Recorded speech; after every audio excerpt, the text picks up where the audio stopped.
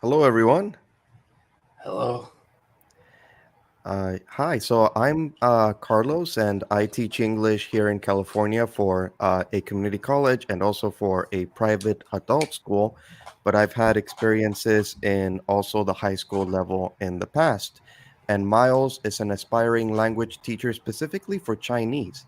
And we're going to learn about what it takes in order to even get started in that process. Because, I mean, I guess we could be thankful that in the state of California, they don't discriminate in terms of race, right? They can't just look at you and say, "Hey, you're not Chinese," and say you can't teach, right? Yeah. They're at least giving you a shot. Which, by the Yeah. way, Miles has a master's in Chinese. Yeah, and I'm grateful for that shot. You're right, because in other circumstances, yeah, they're. In fact, I've noticed that in the local private institutions, like whether it's like a little tutoring school or Mandarin immersion, almost every job listing says, "Oh, native speakers only." And so I'm just like, "Oh, shoot," like I feel you, but I really have a lot of formal pedagogical like scaffolding that could really help a young learner, especially people who are learning just Chinese one and like the basics. I feel like I have a lot of tools and experience available to just be like, hey, actually we can look at it this way to help them along. You definitely do, and like in my case, I mean, I'm Hispanic, and a lot of places would probably say, "Well, how is he going to teach English?" So it's just the same conundrum, but we'll have to just face it. That's all. Yeah, he's got go with strides. That's why I'm thankful for the district, and just luckily they have this opportunity available for people like us. And I'm actually kind of I have an opportunity in front of me, and hopefully everything goes well. And I think I'll be teaching in an official capacity pretty soon. As of now, I've only ever had private tutoring, a little bit of student teaching in grad school, um, and some substitute teaching in private schools in San Francisco. So Don't forget your sessions with me. You've helped me a lot oh too. yeah, yeah. Thanks, man. Yeah, yeah. I guess Carlos is also helping me out there with the recommendation. I appreciate that. I could So vouch yeah, for that. Yeah. so yeah.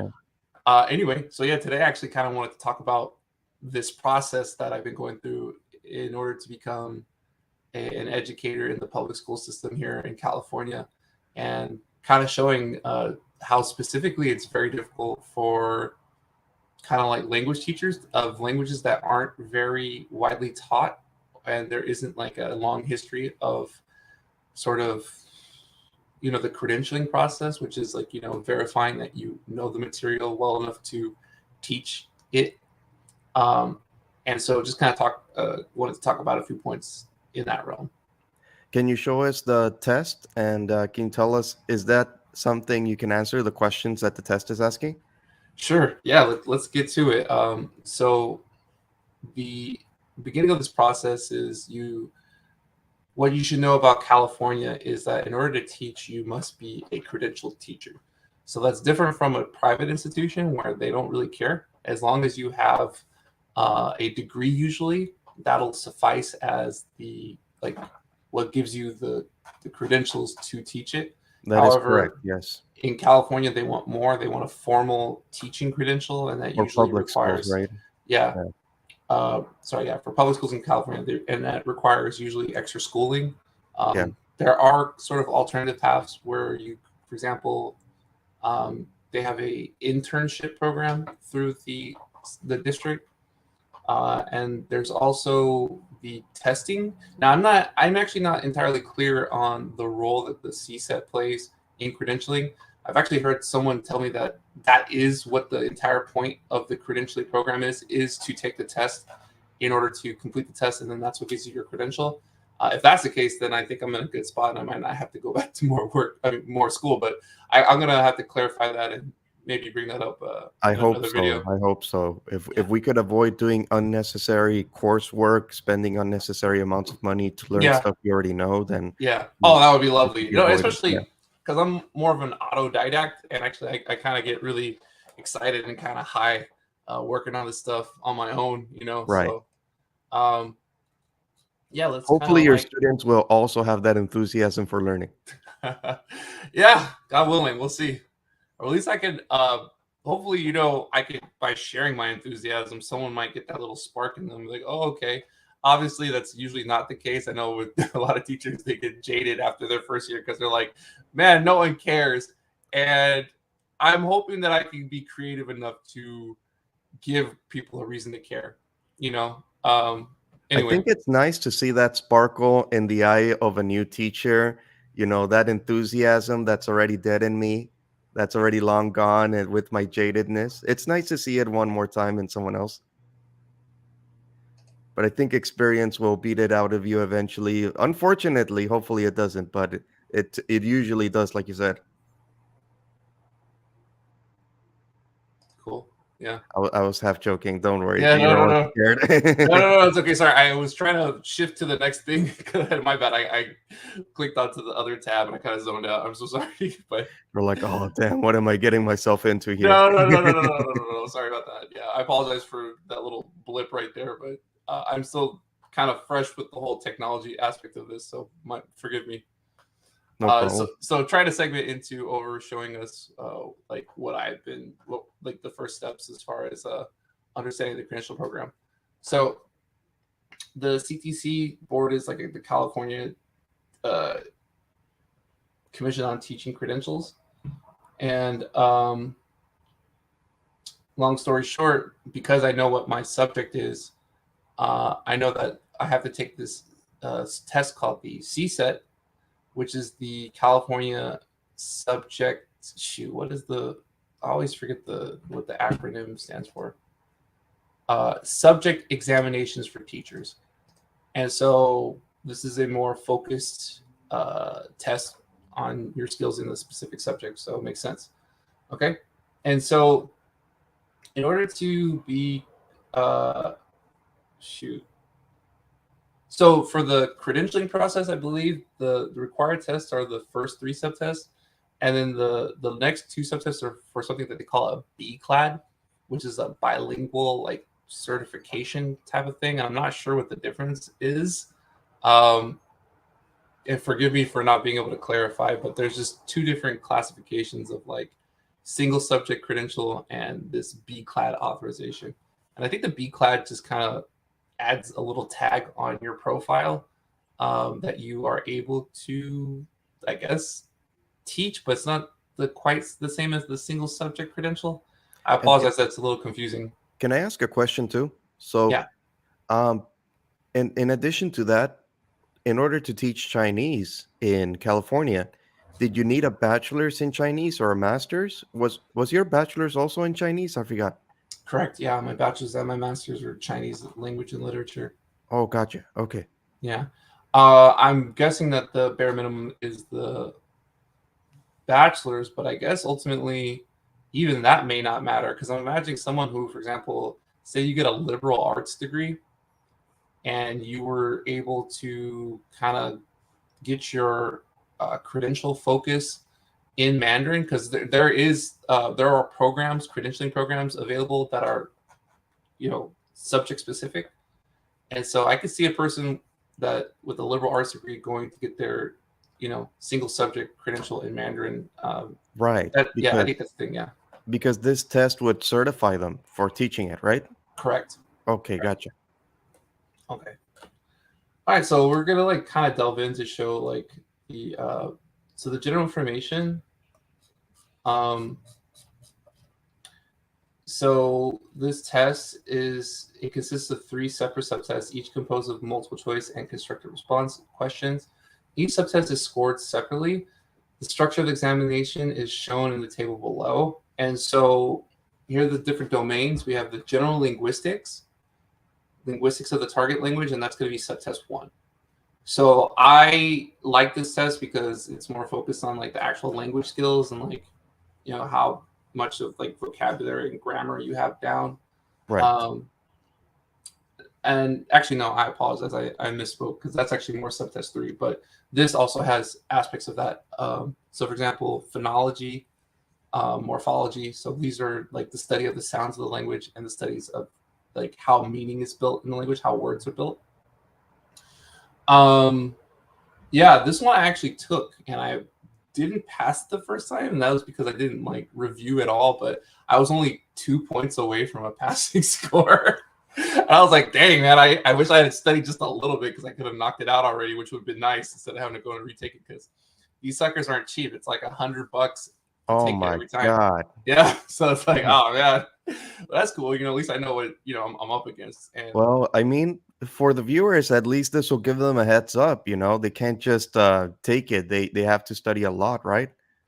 yeah, I mean, it depends on who you are and how far you've gone. Like, luckily, like a lot of my master's courses sort of covered what was in this.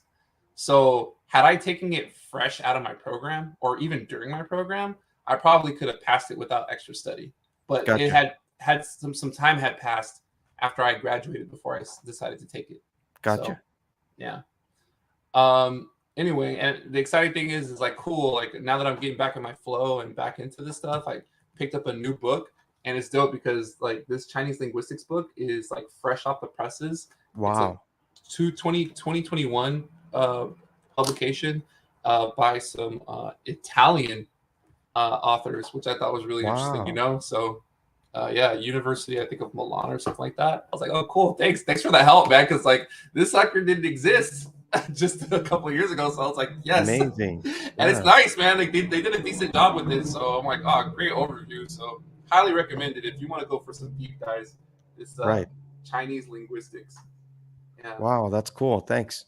yeah. Anyway, uh, so yeah, that test is like pretty um, reasonable, and here they actually provide you with the sample questions and responses, which is nice. So like in this main page right here, you have the test structure and content PDFs, and then they have actual practice questions available. So I opened up the test guide for Mandarin Subtest 1, and so we're going to get a little bit of a preview of what those questions are like.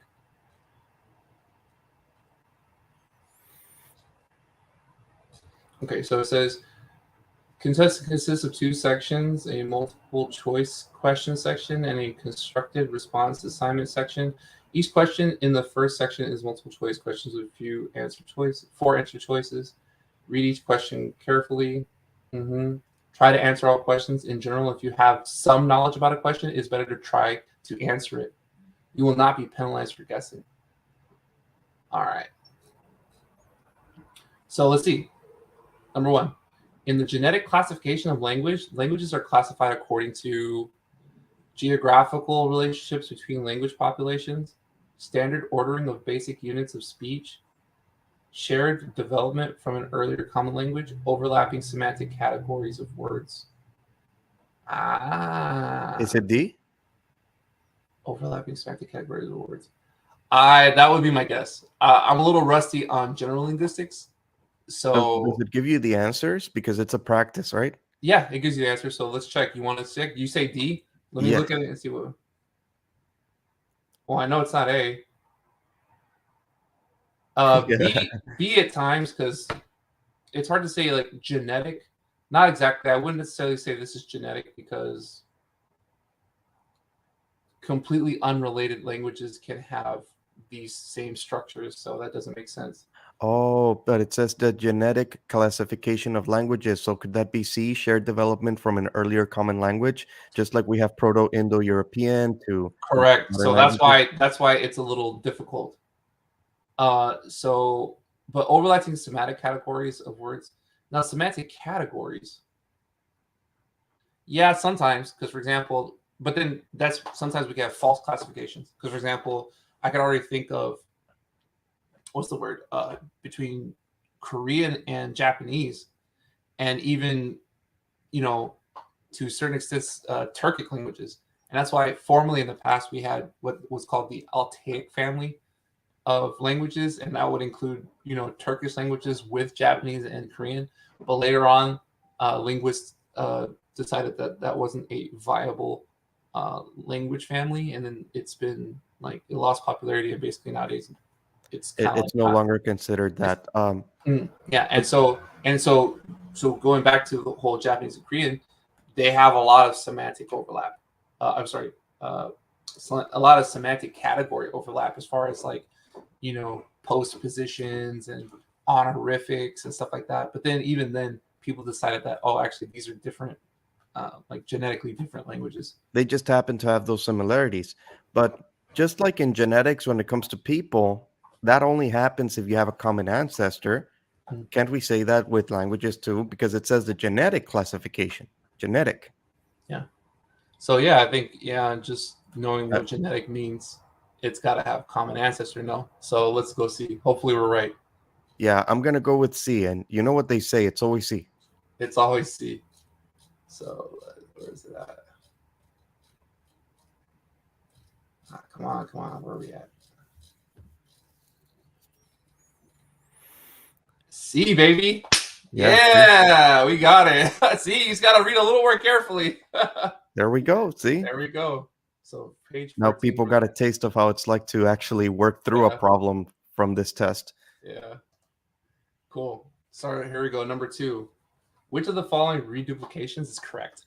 So let me zoom in a little more, and will let me pan over. Yeah. Can we see that clearly? Yeah. So 高高兴兴、美美丽丽、容容易易、基基本本。B? No. Oh, okay. No, it's not that. Yeah. Wrong, wrong, yee yee. No. Okay. It's actually A, but Oh, really? Gao it's hard. gao. It's hard to describe why. That's kind of like a intrinsic thing. You So either know it or you don't. That's all. yeah. Let me figure out, and maybe it'll give an explanation. Yeah.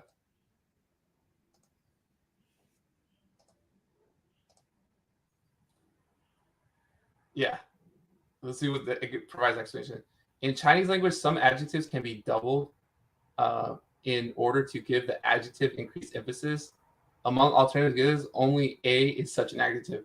Yeah, that's one of those kind of messed up things where you kind of have to have like an intrinsic understanding of that. Yeah.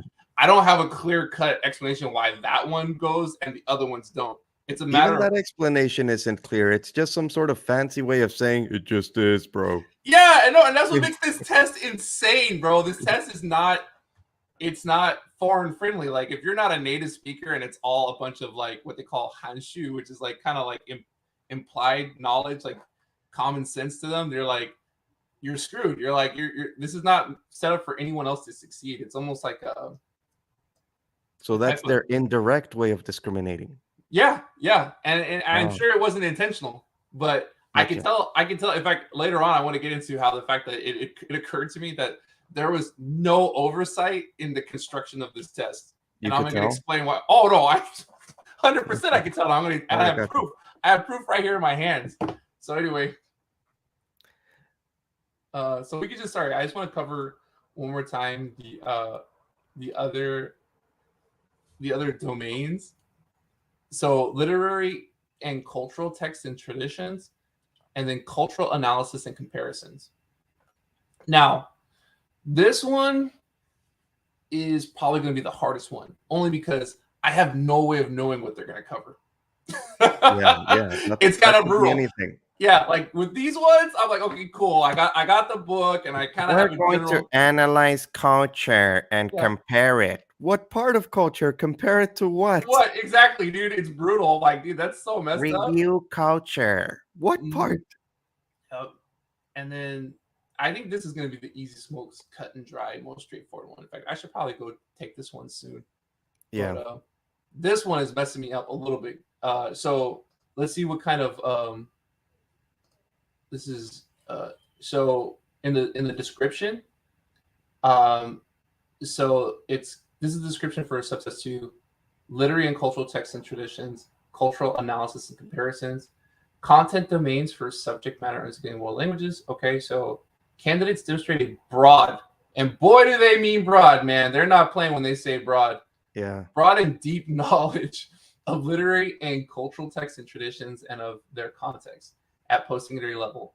As described by blah, blah, blah, candidates are familiar with major literary and intellectual movements. genres, writers, and works. They can analyze, interpret, and synthesize ideas as well as critical issues from a wide range of writers and thinkers across a variety of forms of media. They understand the historical, social, and cultural context in which literary and cultural contexts were created, the influence of these factors on ideas and forms of expression. Yada yada yada. I know that sounds hard, but I think you could do it. I think you Oh no, no, no! actually I know I can do it. can. I'm not deterred. It's just this is the one that's going to require the most time, because even though like I have that general like overview of who of these movements and whatnot, there is some sort of like little bit of fine tuning and review that I need to do, you know. Um, but that's what's been the biggest challenge is because, I don't know, maybe I should hit up my professors and maybe they might be able to help because I know that the content of their courses kind of covered everything nicely and Gotcha. succinctly. Now, trying to recall that on my own is definitely challenging, but I still have a general idea of the points that I need to know. I And just had an luckily, idea. oh, go ahead.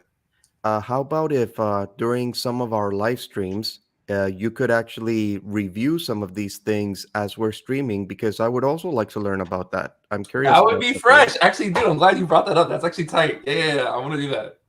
Yeah, because we covered some pretty interesting stuff. Like, for example, off the top of my head, so really quick.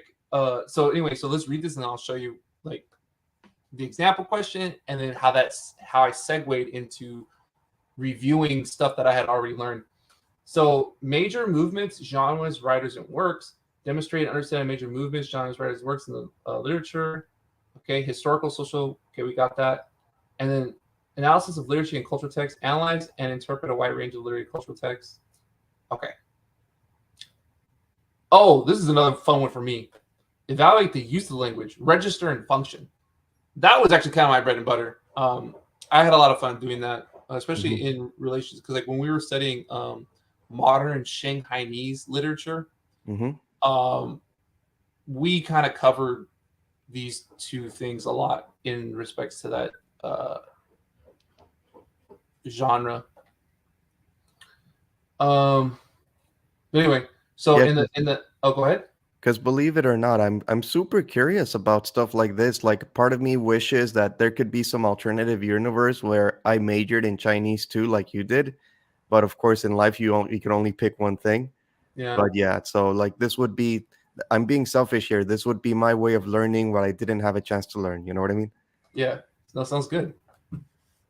I at least have one person interested in this. It's been a Uh, lonely road where I kind of want to talk about it and no one gives a crap because no one's like, this is like too high level. It's too like, what's the word? Uh, Sorry, not high level as like a putting me on a pedestal, but rather it's too, what is the word? it's too specific. Too specific. Thank you. Yes, that's the word. It's It's too what we specific. call academic esoterica kind of a Thank you. thing. It's too academically esoteric. And so not a lot of people give a shit about this. Because yeah, we have experience being in a language meetup, and we would assume people there, are going for to learn Chinese. But you come to realize that most people are there to socialize because most people are just there for the social aspect, Yeah. and people end up, and me included, sometimes that we ended up speaking English mostly. And not even speaking English, like not making any progress whatsoever. Like you just kind of lose that goal of mind. Because I know a couple of people they've been going for years and like their Mandarin, if anything, like got worse because they just got Gotcha. like, yeah. And I'm not calling anybody out, but just trying to It, illustrate how the the community real world aspect. Yeah, works when it comes to trying to discuss stuff like this. Yeah. yeah, But I was grateful that you came because, like, I would bring my book and you would say, "Oh, can I look at that book too? Oh, can you read this? Can you read that? Let me help you with this." So it was fun that way too. cool. Yeah, well, happy to help, man. And likewise, you helped me by caring. It feels less empty, like, oh, cool, man. Someone wants to just do this, like, oh, thank goodness. I understand. Anyway, so read either passage from the Romance of the Three Kingdoms. So good. We're off to a good start as far as like literary movements and cultures. This is one of the what's considered like the 四大 uh 名著, I think is what it's called. 四大名著, which means like the four great works and one of them is Sanguo Yangi. The other ones are Journey to the West, which is where we get our Goku, Goku. Yeah, the Sun base. Wukong. Yep. So Journey to the West. There's another one called Shui Hu Zhuan, which is it's like a it's called usually translated as water margin, and that's one where you get like kind of like the sort of like kung fu mystical people who can like do cool stuff. And Wow. yeah, jianghu is what they're called, and they're kind of like vagabonds, but like mystical anyway. And then you have the last one is Hong Lo Meng. Hong Lo Meng is about it's a Dream of Red Chambers, and it's like this sort of like mystical take on, I guess, like societal structure Mm-hmm. in medieval China, and Mm-hmm. like uh, the author uses like a lot of illusion and a lot of wordplay, especially in the names of the people that are being portrayed. It's hard to follow because there's just way too many characters, and the actual book itself is like crazy long. But and they use the type of language that is like very difficult to read because it's like old vernacular Chinese, and it's like, oh man, it's really exhausting. But anyway, Gotcha. so luckily I know those ones. Those are the four main ones, so you got to kind of get into it. Right. Um, so this one, cool, makes it a little easier. But let's see what the question is. Okay, so luckily I feel comfortable reading both of these passages, and it says, 滚滚长江东逝水，浪花淘尽英雄。是非成败转头空，然后青山依旧在，几度夕阳红。And then this is like 滚滚长江 is like the the the bubbling or kind of like rolling along. Um, uh, the Changjiang is the Yellow River, or no, sorry, that's the Yangtze. The Yangtze. Yellow River is actually Huanghe. So Changjiang is the Yangtze River, and it's saying that Dong Shui, it's like it's going east, and that's where the water is like rushing to Lanhua. So this means like the waves. 镜头逃进英雄. So that's the crazy thing about Chinese. It's like I can know these characters, and then I know Yingxiong is hero, and I know that this is kind of like waves, but I have to do some guesswork here. And I'm imagining not just me. I think even sometimes a native speaker might have to do a little bit of guesswork. You know, 是非成败. 是非 is right or wrong. 成败 is like success and failure. 转头空, it's like you turn your head and it's not there. It doesn't matter. And then 青山依旧在. So 青山 is like a mountain, like a green mountain. 依旧在 means like it still remains. It's still there. 几度夕阳红. So 夕阳 is she is dusk. Yang is the sun, and this is red. 几度 is like times. How many times? Like I don't know. But the point is that I don't know. I have to know specifically what everything means, but I can tell that this is giving a lot of illustrative language. You could You know, visualize the nature yeah, that I it's can talking visualize about. nature. And so when I come to this, it says the author's primary purpose in this passage is it says A, evoke a vivid picture in the reader's eye, convey a point of view, impress the reader with elegant language, create a sense of suspense. Now, it's not. Sorry, actually, I know that the answer, believe it or not, is actually not A, despite the fact that it's using creative language. Oh, I thought it was. No, it's actually trying to convey a point of view. Really? Yeah. and like it's wearing me out trying to like Figure it out. figure out how to explain that. So forgive me, but like let's go down and double check.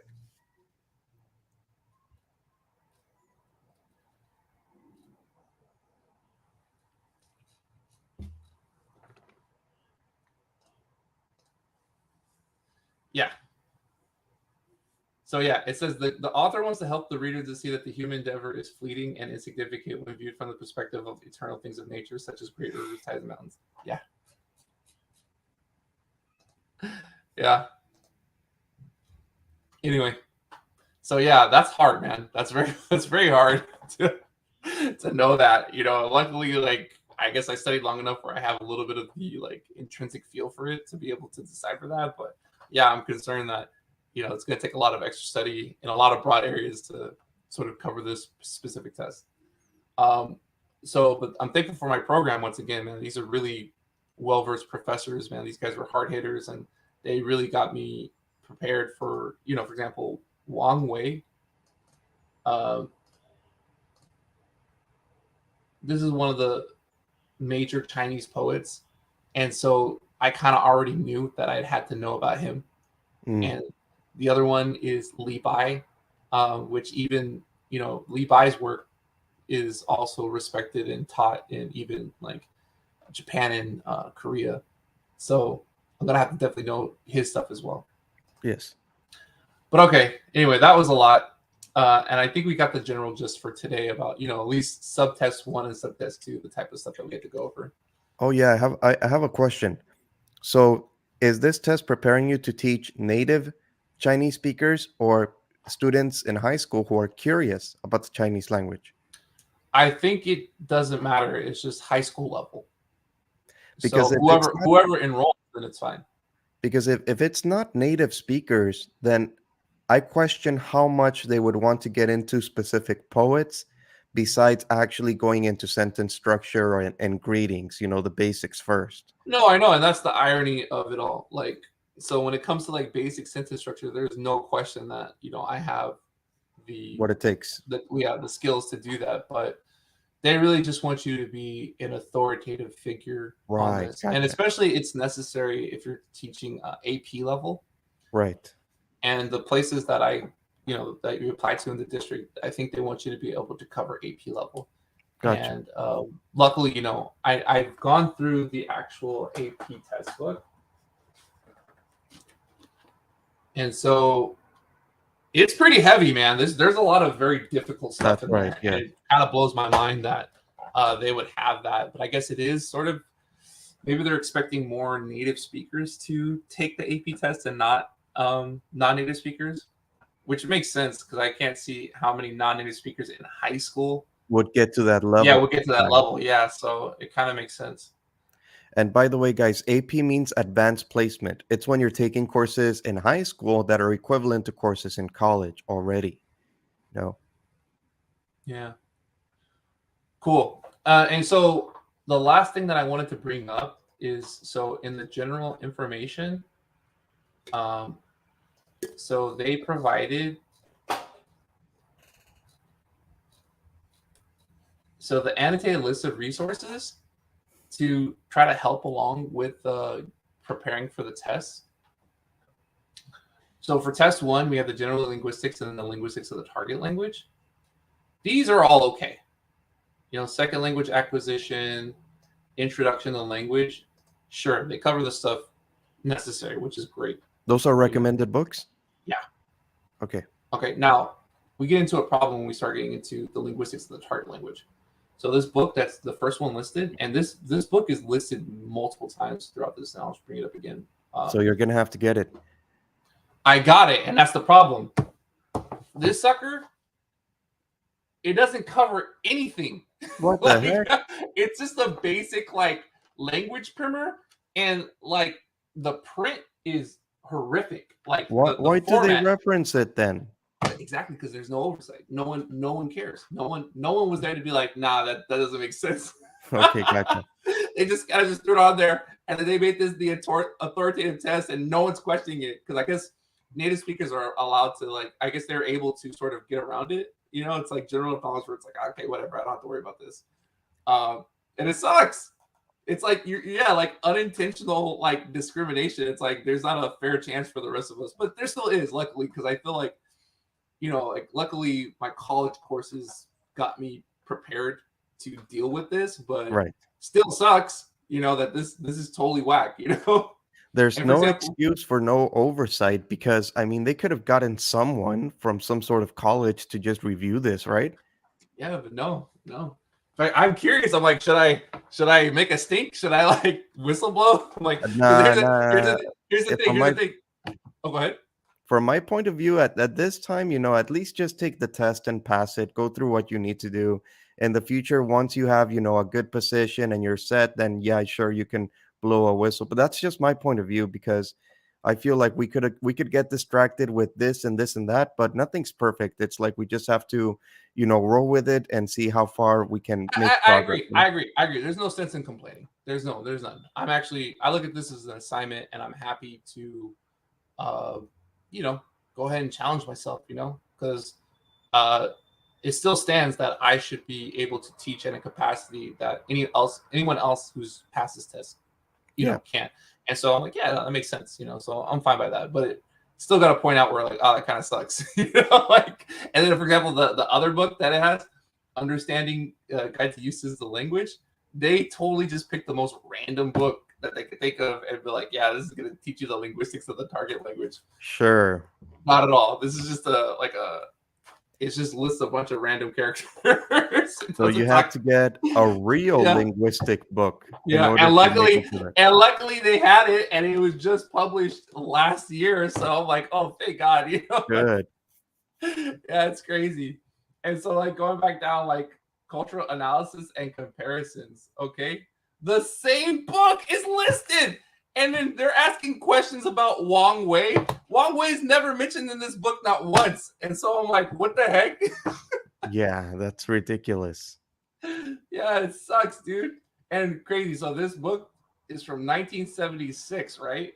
I Mhm. tried to look for a copy. There are no copies available online. This thing's not even in print. And then, sorry, it just kind of cracks me up how absurd I this wouldn't be headline. surprised if they threw in Mao's little red book in there. Right, right. Yeah, And luckily, hey man, I got lucky that there was a PDF available online, and it's like I got lucky. You good, see, you good. see how you see how ancient this looks. Damn. Yeah, it's like the pioneering book for bilingual education in California in the San Wow. Francisco School District. So 1976. So it's been almost 50 years. And so like, look, it's all faded, and I gotta read through this, and like I look at the table of contents, and I'm like, okay, cool. It's got like a bunch of like general like folk kind of culture. I'm not sure how much of that's gonna be covered in the test, but I think it's a nice overview. So it talks about the Moon Festival, which is good. It's important. This other festival, Chinese New Year, that's important. I actually doubt that's going to be covered in the test. Qingming, Dragon Boat, transportation, family, seasons. Yeah, so kind of cool. And luckily, it's bilingual. So they have sections like when they talk about each of these subjects, it'll have the section in Chinese and then the section in English. And honestly, if this person did this in the 70s, they are a like a workhorse. The amount of work that went into this blows my mind. Like the fact that this person was able to, author this in Chinese and then in English, man, that sounds exhausting, man. That's a lot of work. I hope they Yeah. did at least like a lot of copy work because like that's insane, man. Like compiling all this and then thank you so much, to our pioneers, man. That's insane. Yeah, that's So definitely a treasure. Something yeah, to, review and stuff. yeah, cool. But all right, man. Yeah, that was pretty heavy. That was a lot of review. We barely like touched the surface. Gotcha, gotcha. Oh man, yeah, pretty hardcore. So yeah. Anyway, that's what I'm gonna be up to, and hopefully we can talk about it like a little more, like kind of share like the little pieces about you know how it's going. Well, I look forward to it. And in fact, maybe we could pick up a little bit on this topic on Friday, when we meet up at John McKellion's channel. Yeah, that'd See be see what cool. we can figure out. But yeah, it sounds good, and I look forward to the next live stream in which we continue to learn about Chinese language and culture and things like that. Yeah, cool, man. All right, take care. All right, you too. Bye bye.